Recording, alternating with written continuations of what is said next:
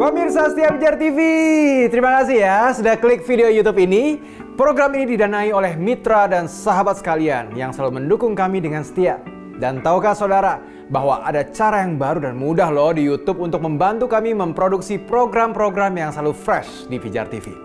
Silahkan klik tombol thanks di bawah dan saudara bisa mengirimkan kami stiker super thanks dengan donasi saudara. Yuk segera dicoba, seberapapun donasi saudara sangat memberkati pelayanan kami. Salam terang bagi Indonesia.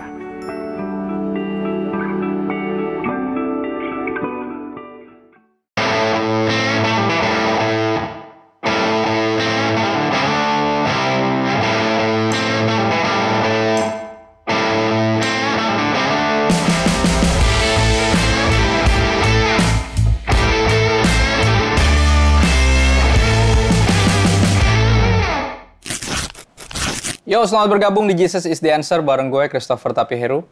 Program ini dibuat untuk menjawab pertanyaan-pertanyaan unik, sederhana, sehari-hari namun penting untuk dijawab berdasarkan kebenaran firman Tuhan.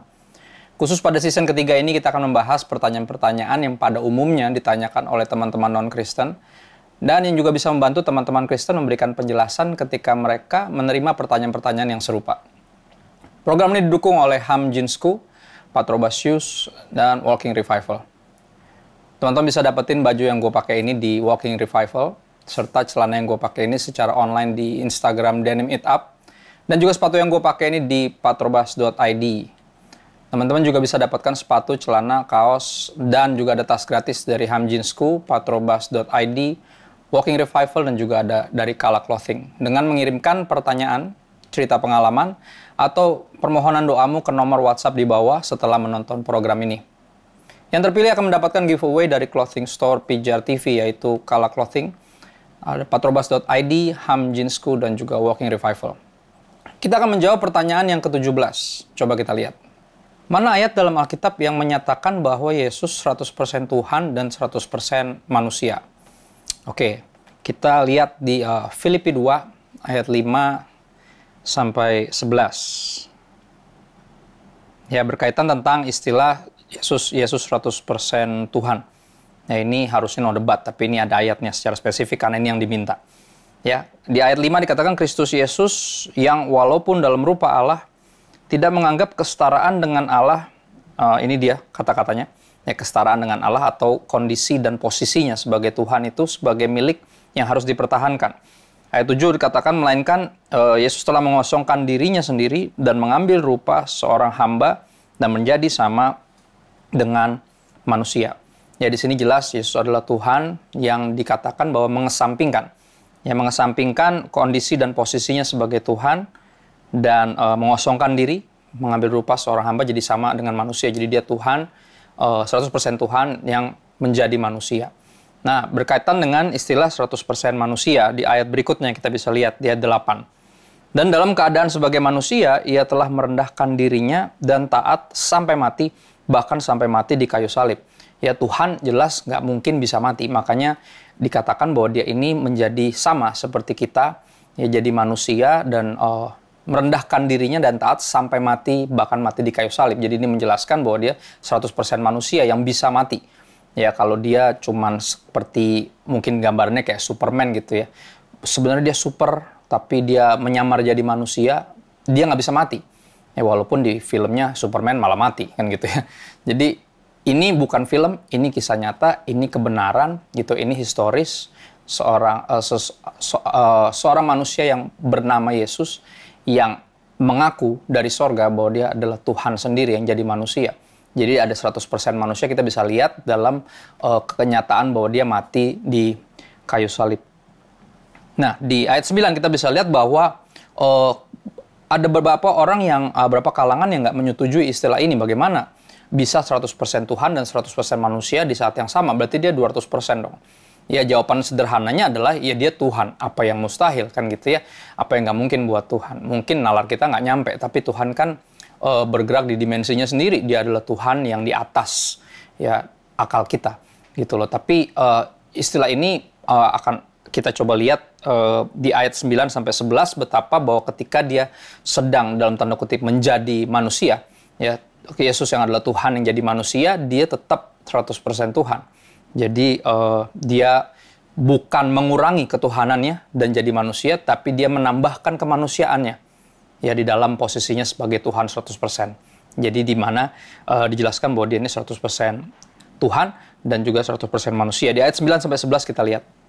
Itulah sebabnya Allah sangat meninggikan dia dan mengaruniakan kepadanya nama di atas segala nama.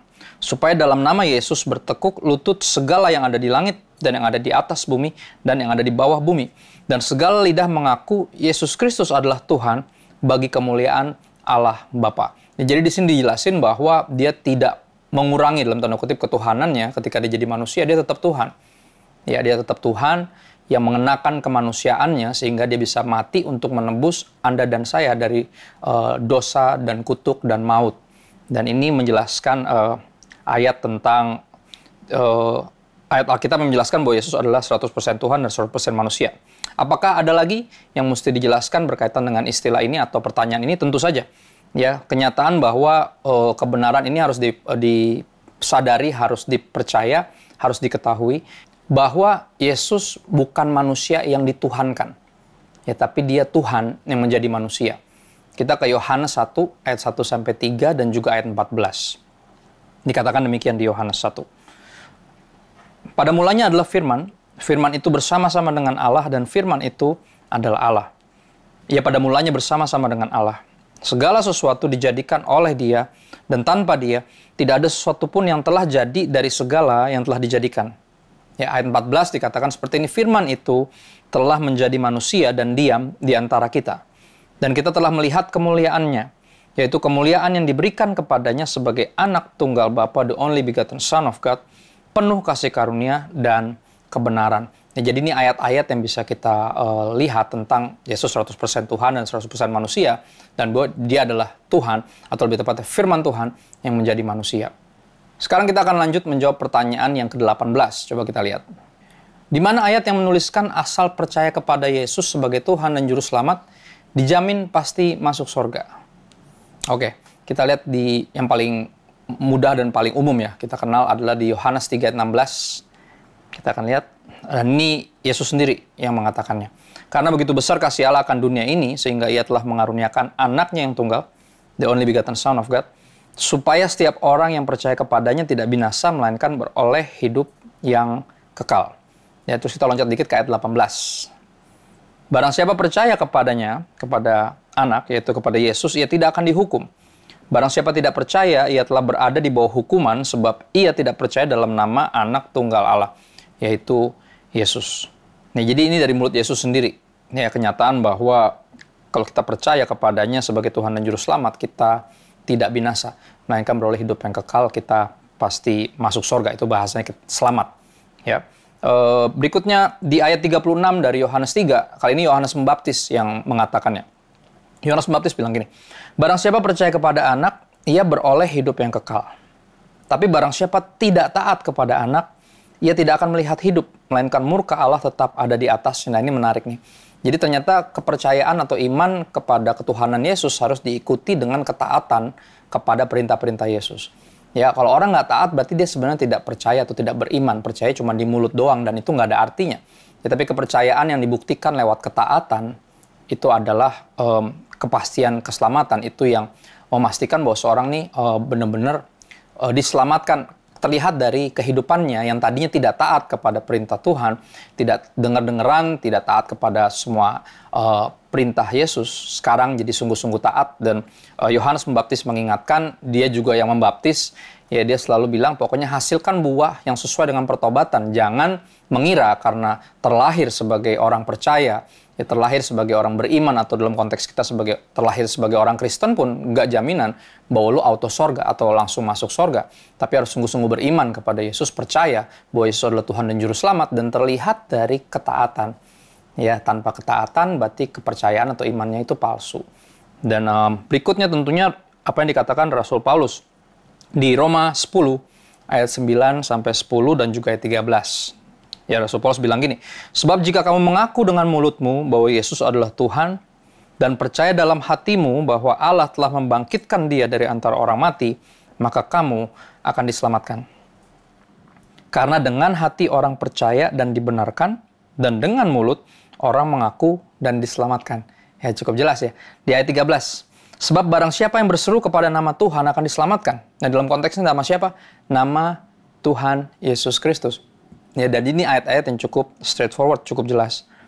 Ya, dan tentunya nggak bisa dipungkiri mungkin salah satu ayat yang paling paling menyebalkan buat teman-teman yang tidak atau belum percaya kepada Yesus.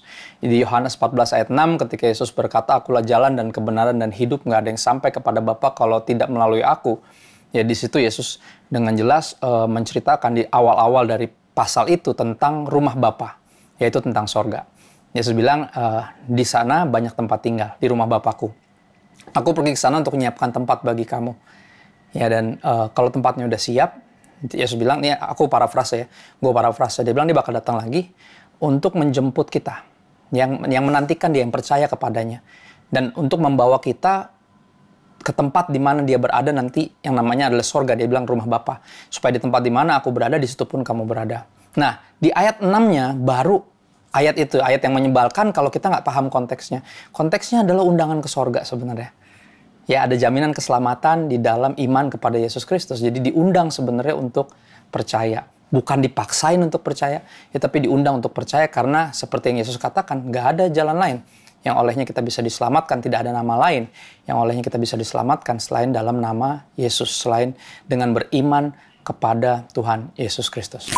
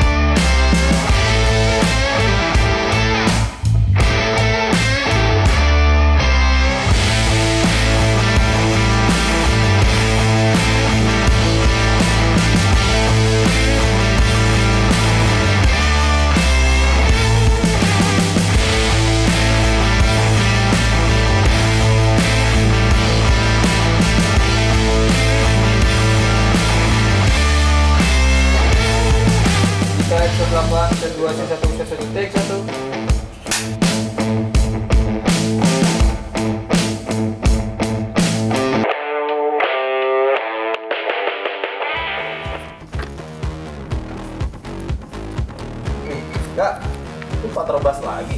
Custom memang itu. Yoi, Patrobas tapi bukan custom, walaupun mereka bisa custom ya. Ini yang paling baru nih. Jadi namanya glare. Glare tuh artinya kalau misalnya naik sepeda malam-malam nih, ya kan, bisa mantulin cahaya dia. Jadi kayak apa namanya, spotlight gitu, spotlight. Jadi walaupun mereka bisa custom sih, jadi warnanya bisa dipesan. Jadi bisa mampir ke website untuk custom warna. Dan tapi untuk produk ini bisa didapetin di semua e-commerce-nya, e-commerce-nya patrobas.id. Infonya bisa mampir Instagram mereka di patrobas.id. Oh, kalau mau custom kemana tuh Kak? Ke website. Website-nya Patrobas ya. Oke, kalau mau beli berarti di e-commerce udah ada ya? Betul. Oke, siap. Siap. Iya, Gas. Yuk. Sahabat Bejar TV, senang banget di waktu yang singkat ini kita bisa menjawab pertanyaan-pertanyaan yang pada umumnya ditanyakan oleh teman-teman non-Kristen. Dan yang juga diharapkan bisa membantu teman-teman Kristen memberi penjelasan ketika mereka menerima pertanyaan-pertanyaan yang serupa. Program ini bisa diproduksi karena dukungan sahabat sekalian terhadap pelayanan Bejar TV.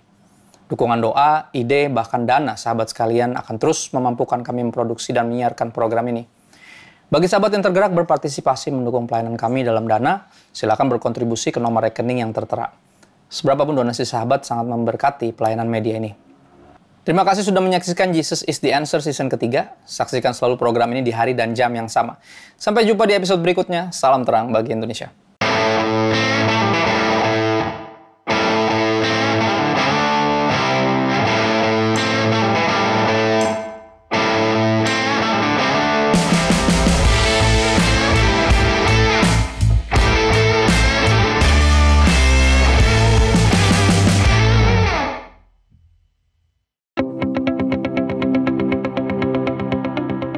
Sahabat Pijar TV, Shalom, apa kabar? Terima kasih sudah menjadi sahabat dan menjadi pemirsa setia program-program Pijar TV.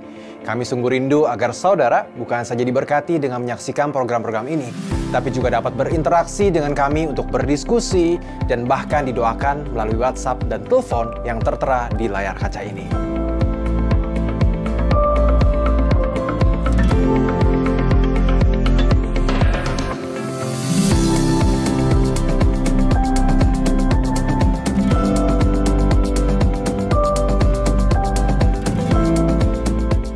Hubungi kami sekarang melalui WhatsApp.